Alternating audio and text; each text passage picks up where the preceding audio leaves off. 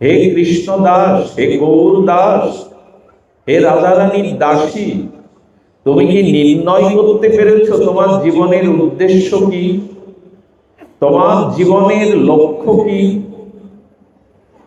যদি লক্ষ্য শূন্য আর লক্ষ্য উদ্দেশ্য হয়, তবে দেবদুর্লভ ভজনযোগ্য মনুষ্য জন্ম বৃথায় যাবে।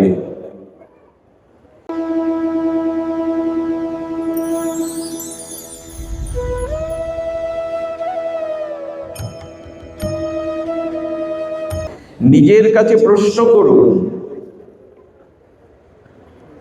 যে তোমার জীবনের লক্ষ্য ঈশ্বর না সংসার? এই জন্ম জরা মৃত্যু কাল কবলিত এই সংসারই তোমার লক্ষ্য?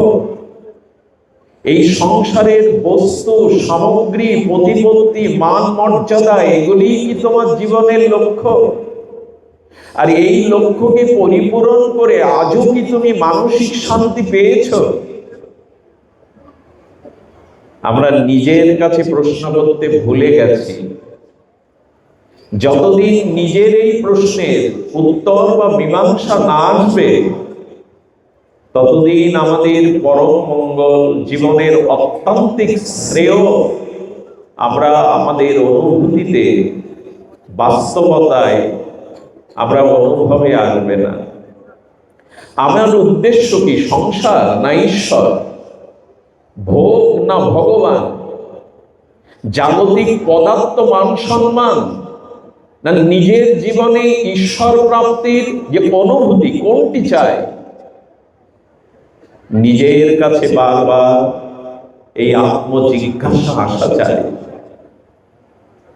অর্থাৎ ব্রহ্ম জিজ্ঞাসার পথে যতদিন না আসবো, ততদিন এই জন্ম মৃত্যু জরা ব্যাধি ক্ষুধা পিপাসা এই আবর্তনশীল সংসারের পথ ঘোরাবে না। আমায় বলতে পারেন আমাদের জন্মযাত্রা কবে শুরু হয়েছে? এই জন্ম না, এই পৃথিবীতে কবে কি রূপে আমি জন্মেছি সেই জন্ম অনাদি আমি জানি না। আবার এই জন্মের বিশ্রাম কোথায়, শেষ কোথায়, আর কতবার আসতে হবে তাও তো জানা নেই। এজন্য জীবনের লক্ষ্য এবং উদ্দেশ্য নির্ণয় করতে হবে যে ঈশ্বরকে চাই না সংসারকে চাই, তোমার ভগবান উদ্দেশ্য না ভোগ উদ্দেশ্য।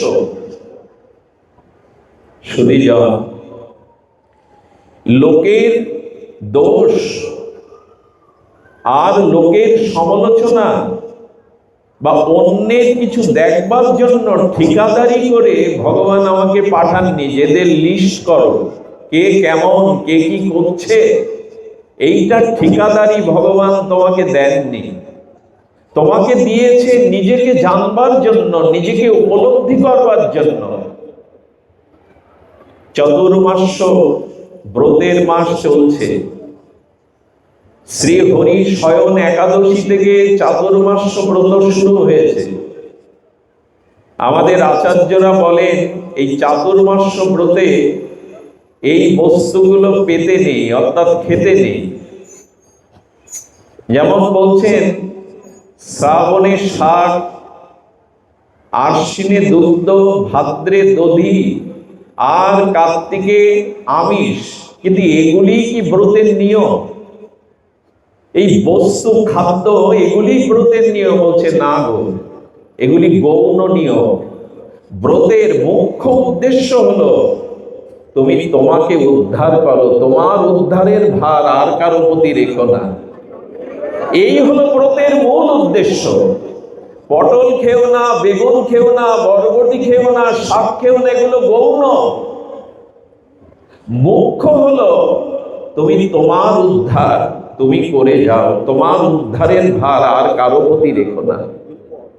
আমার মৃত্যুর পরে কি শ্রাদ্ধ তর্পণ পিণ্ড প্রদান করবে, নিজের উদ্ধারের ভার অন্যের উপরে রাখবেন না।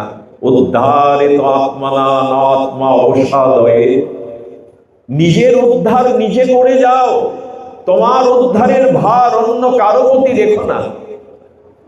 এই হলো ব্রতের মূল নিয়ম। দ্বিতীয় নিয়ম হলো তুমি নিজে নিজের মিত্র হও, নিজে নিজের বন্ধু হও, নিজের নিজের শত্রু হইও না। বাইরের শত্রু আমাদের খুব বেশি ক্ষতি করতে পারে না, সম্মানহানি করতে পারে, অর্থ নাশ করতে পারে, ঘর বাড়ি জ্বালিয়ে দিতে পারে। এটা নিজ চেষ্টায়, পুরুষার্থ কর্ম চেষ্টায় আবার ফিরে পাবে। কিন্তু আমার যে কাম ক্রোধ রিপু যদি এই জন্মটাই পতিত করে দেয়, এর থেকে বড় শত্রু আর কেউ নাই। শত্রু আসলে আমাদের ভেতরে, বাইরে না। এই জগতের ক্ষতি পুষিয়ে নেওয়া যায়, এই ক্ষতি মহৎ ক্ষতি নয়। মহৎ বিনষ্টি হলো আমি যদি আমার রিপুকে নিয়ন্ত্রণ না করতে পারি, আমার মনকে যদি আমি সংযত না করতে পারি, এটাই আমি আমার শত্রু হলাম। ভগবান বলছেন নিজের শত্রু নিজে হইও না, তুমি তোমার মিত্র হও। এইগুলি ব্রতের নিয়ম, মূল নিয়ম এইগুলি। আনুষঙ্গিক হলো দ্রব্যের নিষেধ, সেবার নিষেধ। আমি আমার শত্রু নয় তো। রামচরিত মানসে গোস্বামী তুলসীদাস গোস্বামী বলছেন, দেখুন আমার রিপু ইন্দ্রিয়গুলি যখন বহির্মুখ ভোগবৃত্তিতে বাইরে চলে যায়, 10 দিকে ছুটে যায় বহির্বৃত্তিতে, তখন আমার নাম হয় দশানন, অর্থাৎ রাবণ। আর রাবণের পরিণতি যে বিনাশ, সেটা আমরা সকলেই জানি। আর এই ইন্দ্রগুলি, 10 ইন্দ্রগুলি যখন আত্মাতে, সত্তাতে অন্তর্মুখী হয়ে সংযত হয়, তখন আমি হই দশরথ, রাবণ না। 10 মুখ রাবণ তো, অর্থাৎ রিপু ইন্দ্রগুলি যখন বহির ভোগের দিকে ধাবিত হয়, তখন আমি হই দশানন, আমি হই রাবণ। আর আমার রিপু ইন্দ্রিয় কাম ক্রোধ এইগুলি যখন অন্তর্মুখী হয়, সংযত হয়, আত্মমুখী হয়, সত্তা পোষণী হয়, তখনই আমি হই দশরথ। আর রামচন্দ্র কি রাবণের বংশে আসেন না দশরথের ঔরসে আসেন? যখনই রিপীন্দ্রগুলো সংযত হলো, আমি আমার মিত্র হলাম, তখনই রামের জন্ম হয়, অর্থাৎ ভক্তির জন্ম হয় আমার মধ্যে। এটি জীবনের লক্ষ্য।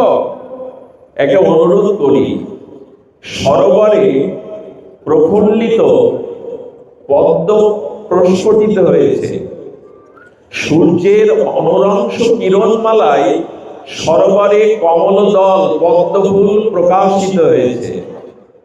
লক্ষ্য করেছেন? ওই পদ্মের নালিতে বা পদ্মের পত্রের উপরে বসে ব্যাঙ, পোকামাকড়, কীট পতঙ্গ ধরে খায়। বহু দূর হতে অলি ভ্রমরকুল গুঞ্জনিত রাগ রাগিনীর দ্বারা বহু দূর থেকে এসে ওই পদ্মের মধ্যে মধু মকরন্দ আস্বাদন করে আমোদিত হয়ে চলে যায়। পদ্মের উপরে বসে ব্যাঙ কীট পতঙ্গ ধরে ধরে খায়, আর দূর থেকে অলি ভ্রমর এসে মকরন্দ মধু পান করে আমোদিত হয়ে চলে যায়। এই জগতে এসেছিলাম, গীতা ভাগবত পেয়েছিলাম, সাধু সঙ্গ পেয়েছিলাম, হরিনাম পেয়েছিলাম, ধাম পেয়েছিলাম, তুলসী পেয়েছিলাম, এর ভক্তি রস মধু আস্বাদন করলাম তো, না বিষয় কামনা বাসনা কীট পতঙ্গই শুধু আস্বাদন করে গেলাম? পদ্মের উপরে বসে কীট পতঙ্গ খাওয়াটা মানায় না। মকরন্দ মধু আস্বাদনে ভ্রমর এটা জানে। এই জগতে যাদের লক্ষ্য উদ্দেশ্য শ্রীগুরু কৃপায়, শাস্ত্র কৃপায় স্থির হয়েছে, নির্দিষ্ট হয়েছে, তারা এই জগৎ সরোবরে ভক্তিময় আনন্দময় ভজনের মকরন্দ মধু পান করে আমোদিত হয়ে জীবন সার্থক করে। আমার মতো মাদিষ্য জীব এই জগতের কামনা বাসনা দেহ ভোগ করে কীট পতঙ্গ অভিশাপ নিয়ে পতন হয়। এটি কি খুব আনন্দের কথা? লক্ষ্য স্থির হওয়া চাই। আমাদের লক্ষ্য, মনুষ্য জীবনের একমাত্র লক্ষ্য ভগবৎ প্রাপ্তি।